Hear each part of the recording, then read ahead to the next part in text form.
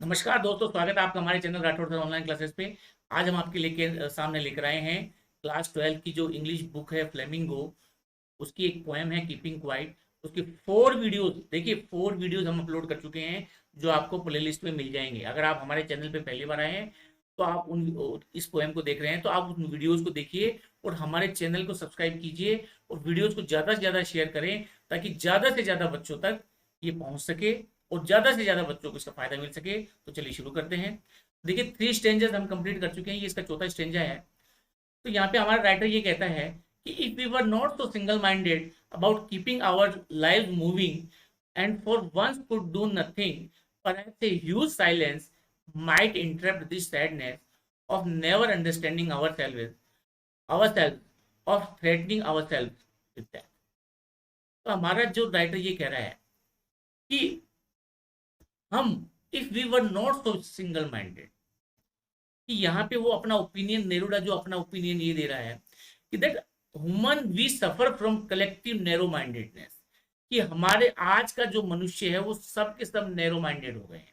Narrow minded मतलब ये है कि दूसरों के भले की भावना तो उनके मन में रही नहीं, सिर्फ खुद खुद के भले के बारे में सोचते हैं।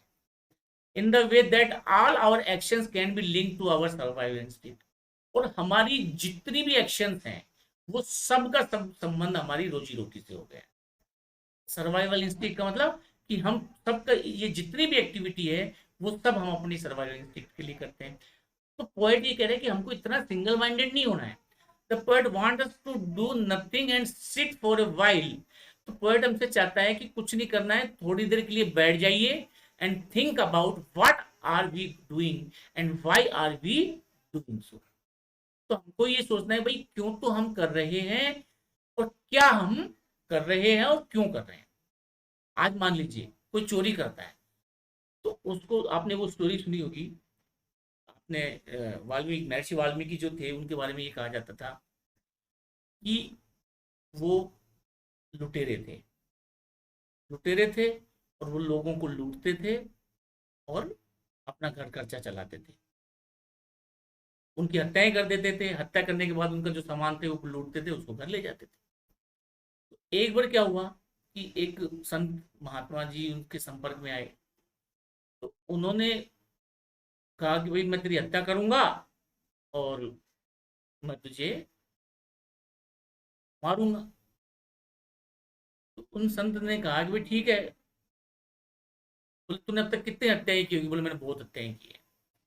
बोले सबका पाप लगा है कि लगा? बोला हाँ, पाप तो लगा ही होगा, जब मैंने इतनी हत्याएं की है तो मुझे मारेगा तो भी पाप तुझे लगेगा। तो तू ये बता कि ये हत्याएं तू किसके लिए कर रहा है? वो ये कहता है कि भाई ये जो हत्याएं मैं कर रहा हूँ अपने घर वालों के लिए कर रहा हूँ। तो बोले जब तू ये बता, एक बार अपने घर वालों से पूछ के आ कि क्या वो तेरे इस पाप में भागीदार बनेंगे? तो बोले क्यों नहीं बनेंगे, जब भाई मेरी हत्या करके जो मैं धन ले जा रहा हूँ उसको वो यूज कर रहे हैं, उसको उपयोग कर रहे हैं, उसका उपभोग कर रहे हैं, आप में भी भागीदार बनेंगे। तो वो कहते हैं ठीक है, मैं तो यही बैठा हूँ, मेरी आगे हत्या कर देना, लेकिन लेकिन तू पहले उनसे पूछ के आ कि क्या वो तेरे इस पाप में भागीदार बनेंगे। तो घर जाता है, पत्नी से पूछता है, मना कर देती है भाई। बोले तेरा फर्ज है हमारा पेट भरना, हम तेरे पाप में हम क्यों भागीदार बनेंगे। बच्चों से पूछता है, वो मना कर देते हैं। बेटी से पूछता है, बेटे से पूछता है, पिता से पूछता है, माँ से पूछता है, बाप से पूछता है, सबसे। तो सब उसके पाप में भागीदारी से मना कर देते हैं। वो ये कहते हैं भाई हम तुझे कहते थोड़ी है कि तू हमको हमको पीट के, वो किसी को मार के हमको फिर हमारा पेट भर।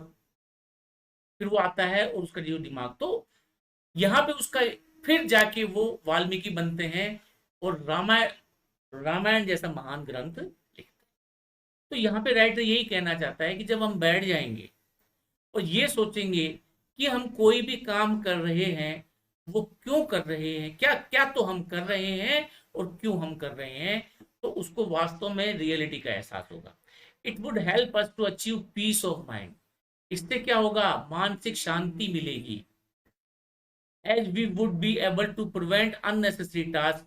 इससे क्या होगा कि हम अननेसेसरी टास्क को रोक पाएंगे और जो जिंदगी में हमारे लिए रियली में मैटर करता है उन चीजों पे ध्यान दे पाएंगे।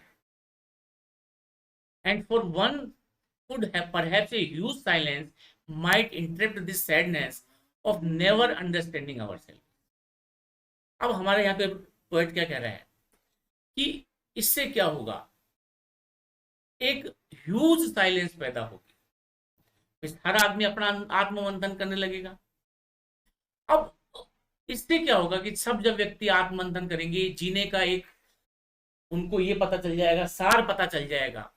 इससे क्या होगा कि ये जो सैडनेस जो है, हर आदमी दुखी है, आपको पता है कि आज के युग में कोई दुखी नहीं है। इसीलिए हमारे जीवन को दुख का सागर कहा गया है और इस धरती को भी मृत्यु लोक कहा गया है। तो भाई हम आज की तारीख में हम क्या कर रहे हैं, हम खुद को नहीं समझ रहे हैं, of never understanding our selves. ठीक है, इससे क्या होता है कि भाई हम खुद को नहीं समझ पा रहे हैं, इससे एक सैडनेस पैदा हो रही है। तो इसकी ये जो सैडनेस है, जब हम खुद को इंटरप्ट करेंगे, उससे जो साइलेंस पैदा होगी तो वो उस सैडनेस को दूर कर देगी। तो हमारे यहाँ पे the poet refers to sadness which surround a man due to not having any time for himself. इंसान के पास खुद के लिए समय नहीं है तो पूर्ण रूप से दुखी है। ठीक है, और the pain of not understanding what he और हिज फेलो ह्यूमन बी, और न वो उसको इस बात का भी दर्द है कि वो ये नहीं जानता कि मैं क्या हूं और मेरे वास्तव में जो साथी जो है वो क्या है। He has no time for introspection, उसको आत्मदर्शन का समय ही नहीं है उसके पास। As a result he is unable to analyse, इसलिए वो अनेबल है, असमर्थ है to analysis of his own action and understanding. तो वो अपने खुद के जो काम है उनको वो समझ ही नहीं पा रहा है कि यार मैं क्या कर रहा हूं और क्यों कर रहा हूं। और end of threatening our self. अब देखिए, हर आदमी को सबसे बड़ा जो डर लगता है वो होती है मौत। ठीक है, अब हम क्या करते हैं, हमने अपने जीवन को खुद ही खतरे में डाल दिया। आज सपोज हम युद्ध करते हैं तो भी हमारी लाइफ खतरे में है, पर्यावरण को विनाश पहुंचा रहे तो भी हमारी लाइफ खतरे में है। और भाई आज हम तो वो कह रहे हैं कि जब हम शांति से बैठ जाएंगे तो हमारे जीवन के ऊपर भाई हमने इस अपने ये जो जितनी भी हैस्टी एक्शंस है हमारी, इन एक्शन से क्या हुआ है कि हमारे जो जीवन है वो खतरे में पड़ गया है। आपने देखा होगा कि किस तेजी से एनवायरनमेंट चेंज हो रहा है और एक तरह से मानवता के ऊपर, जैसे सपोज ये कोरोना आया तो कोरोना भी एक तरह से मानवता के ऊपर खतरा ही है।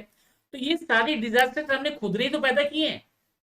आज जिस व्यक्ति को पहला कोरोना हुआ, अगर वो किसी जीव जंतु को मारने जाता ही नहीं तो उसको कोरोना क्यों होता? तो उसने खुद तो खतरे में पड़ा ही पड़ा, साथ में उसने पूरी मानवता को और खतरे में डाल दिया। अब हिटलर ने जिसने विश्व युद्ध छेड़ा उसको थोड़ी पता था कि 20 करोड़ से भी ज्यादा लोग मर जाएंगे। तो कहने का मतलब यह है कि हम अपने जीवन को खुद खतरे में डाल रहे हैं। ये जो थ्रेटनिंग जो आ रही है, ये जो धमकी, मौत की जो धमकी हमको मिल रही है कि यार हमारा जीवन नष्ट हो जाएगा, मर जाएंगे मर जाएंगे मर जाएंगे, तो इस सारी धमकी का भी नष्ट अंत हो जाएगा। The poet advocate that man takes some time to rest, कि हर व्यक्ति को इंट्रोस्पेक्ट, अपने आत्मदर्शन के लिए व्यक्ति को समय निकालना चाहिए, इंट्रोस्पेक्ट का समय निकाल दिए instead of hurrying on the harmful activities. ये जितने भी हार्मफुल एक्टिविटीज है, वार है, एनवायरमेंट डिग्रेडेशन है, गाड़ियां हैं, शोर शराबा है, इन ये सब क्या लेके आ रही है, हमारे जीवन के लिए एक धमकी लेकर आ रही है। देखिए एरिस्टोटल ने क्या कहा था कि knowing yourself is the beginning of all wisdom, कि सभी प्रकार की जो विजडम की जो शुरुआत होती है वो आत्मज्ञान से ही होती है। बौद्ध सिद्धार्थ भी बौद्ध कब कहलाए? जब उनको खुद का आत्मज्ञान हो गया, सेल्फ रियलाइजेशन हो गया, जब भी जाके वो बौद्ध कहलाए। तो एरिस्टोटल ने कहा है कि किसी भी आल विजडम, हर प्रकार की बुद्धिमानी, हर प्रकार के आत्मज्ञान, मतलब हर प्रकार की जो विजडम है उसकी शुरुआत जो होती है वो खुद को जानने से होती है। ठीक है, और खुद को अगर हमको जानना है तो to realise the self is to be still, तो हमको शांत तो बैठना ही पड़ेगा। हम ये सोचें कि हम एक्टिविटीज भी करें और खुद को रियलाइज भी कर लें तो पॉसिबल नहीं है। हमको शांत बैठना पड़ेगा, हमको स्थिर बैठना पड़ेगा, तभी हम खुद को रियलाइज कर सकते हैं। और थेल्स ने तो यहां तक कहा है कि दुनिया की सबसे कठिन काम यह होता है कि खुद को जानना, और जिसने खुद को जान लिया वो बुद्ध बन गया, भगवान बुद्ध बन गया, गौतम बुद्ध बन गया जिसने खुद को जान लिया। तो यहाँ पे राइटर हमसे ये कह रहा है कि इस संसार का सबसे बड़ा जो मुश्किल काम है वो खुद को जानना है। अगर हम खुद को जान लेंगे तो हमको जो मौत की जो धमकियां हैं वो हम उससे दूर हो पाएंगे। तो इसी के साथ ये जो हमारा वीडियो समाप्त हुआ। नेक्स्ट वीडियो में हम इसका जो पार्ट, जो एक और स्टेंजा बचा हुआ है वो लेकर आएंगे। आशा करता हूँ आपको वीडियो पसंद आया होगा। वीडियो पसंद आया तो वीडियो को लाइक करें, चैनल को सब्सक्राइब करें और वीडियो को शेयर करें। जय हिंद, जय भारत, वंदे मातरम।